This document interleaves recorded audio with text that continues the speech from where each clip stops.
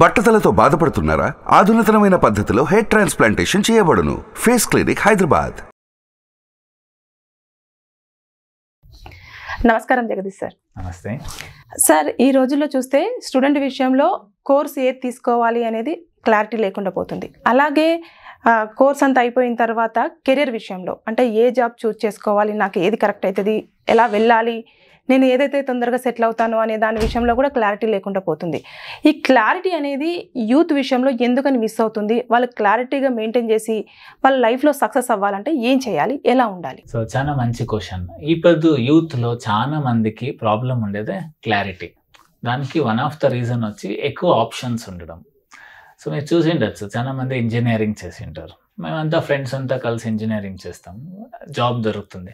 తర్వాత చెప్తారు, యాలన్నా ఇంజనీరింగ్ చేస్తున్నాం, నాకు ఈ జాబే ఇష్టం లేదు అంటారు.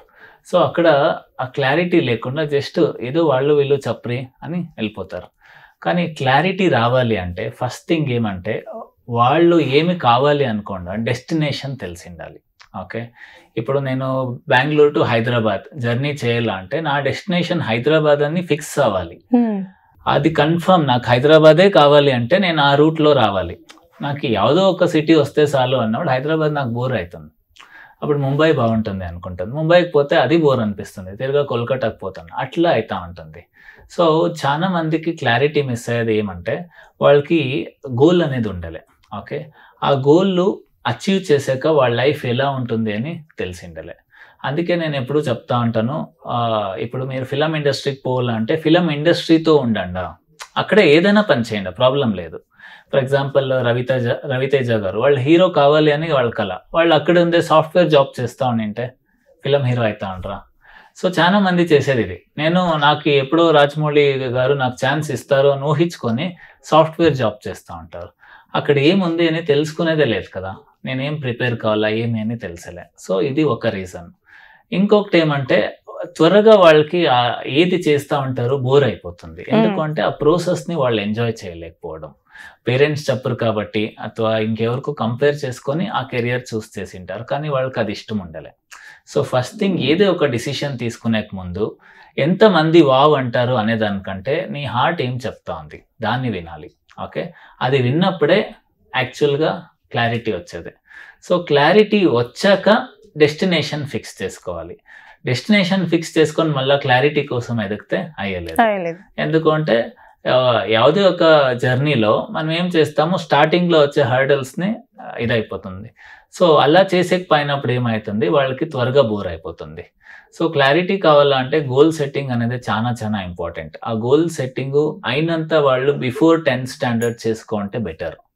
గోల్ ఉన్నప్పుడు ఏమవుతుంది అంటే ఆ గోల్ గురించి వాళ్ళు ఆలోచించక మొదలు పెట్టాలి. నేను బిజినెస్ మ్యాన్ కావాలి అంటే కాస్త బిజినెస్ మ్యాన్ గురించి తెలుసుకోండా, లేదా నేను డాక్టర్ కావాలి అంటే డాక్టర్స్ గురించి తెలుసుకోండా, ఇంజనీర్ కావాలంటే ఇంజనీర్ గురించి తెలుసుకోండా.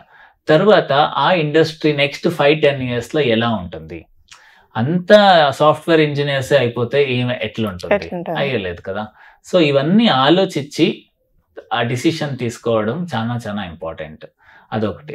సెకండ్ కేటగిరీ ఉంటుంది ప్యాషన్ డ్రివన్ అంటాం. అంటే నాకు ఇష్టం, డజంట్ మ్యాటర్ సాఫ్ట్వేర్ భూమిలో ఉండేదో నాకు తెలీదు, ಅಥವಾ ఫిలం ఇండస్ట్రీలో ఛాన్స్ ఇస్తుందో తెలీదు, నాకు ఆ పని అంటే ఇష్టం. అలా ఉంటేను డిసిషన్ తీసుకోండి. ఎలా అంటే ప్యాషన్ ఉంటే మీకు కాంపిటీషన్ అనేది ఉండాలి. ఎందుకంటే 10 మంది హీరోలు ఉంటే 11 డిఫరెంట్ హీరో మీరు అవుతారు.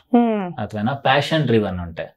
లేదు నేను వాళ్ళకి వీళ్ళకి కంపేర్ చేసుకొని పోతాను అంటే అయ్యలేదు. ఎందుకంటే మీరు ఎంత కంపేర్ చేస్తే మీకంటే బెటర్ పర్సన్ వస్తానే ఉంటారు. కాబట్టి మీరు ఆడ ప్రూవింగ్లో ఉంటారు, ఇంప్రూవింగ్ ఉండాలి. సో ఇంప్రూవింగ్ ఎప్పుడు హెల్ప్ అయ్యేది, ప్రూవింగ్ వర్క్ అయ్యాలి. సో అందుకే గోల్ సెట్టింగ్ అనేది చాలా చాలా crucial.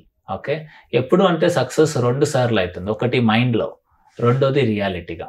Okay, so best example ఏమంటే డిస్నీ ల్యాండ్ అయినప్పుడు వాల్ట్ డిస్నీ గారు చనిపోయిండారు. ఆ డిస్నీ ల్యాండ్ ఓపెనింగ్ అవుతుంది, వాల్ట్ డిస్నీ ఫ్రెండ్స్ అంతా వస్తారు, వచ్చి వాళ్ళ కొడుకు దగ్గర చెప్తారు, ఏం అద్భుతము, ప్రపంచం క్రియేట్ చేసేసిండారు, మీ నాన్న బతికింటే ఎంత బాగుండో ఇదంతా చూసి అన్నాడు. వాళ్ళ కొడుకు చెప్తారు, మా నాన్న ఇది ముందే చూసేసే, అందుకే ఇది రియాలిటీ అయింది అని చెప్తారు. అలాగా మన సక్సెస్ని ముందే చూడగలిగితే అప్పుడు దాన్ని చేయండి. అది చూస్తే అయితా ఉండలేదా, అది మీ కప్ ఆఫ్ టీ కాదు అని.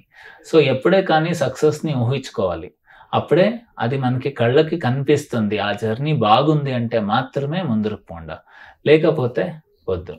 లేదు ఇంకా కష్టమైతా ఉండా, ఒక లైఫ్ కోచ్ను, ఒక కెరియర్ కోచ్ ఇలాంటి వాళ్ళని కన్సల్ట్ చేయండి, మీకు డిసిషన్ తీసుకునే హెల్ప్ చేస్తారు. అంటే మనం ఏదైనా ఫస్ట్ చేసేటప్పుడే క్లారిటీ మెయింటైన్ చేస్తేనే మనం సక్సెస్ ఈజీగా వెళ్ళొచ్చు అంటారు. ఎలాంటి జర్నీ నేను ఎంజాయ్ చేయలేకపోతే అయ్యలేదు. నా దగ్గర కొత్త కారు ఉంటుంది, హైవేలో పోతా ఉంటాను, దారిలో కుక్కలు మరుగుతా ఉంటాయి, నేను ఆపేసి అయ్యో నాకు కుక్కలు నా కార్ని మరుగుతా ఉంది అని నేను అన్ని కుక్కలకి రాయేసుకొని కూర్చుంటే నా జర్నీ ఆగిపోయా.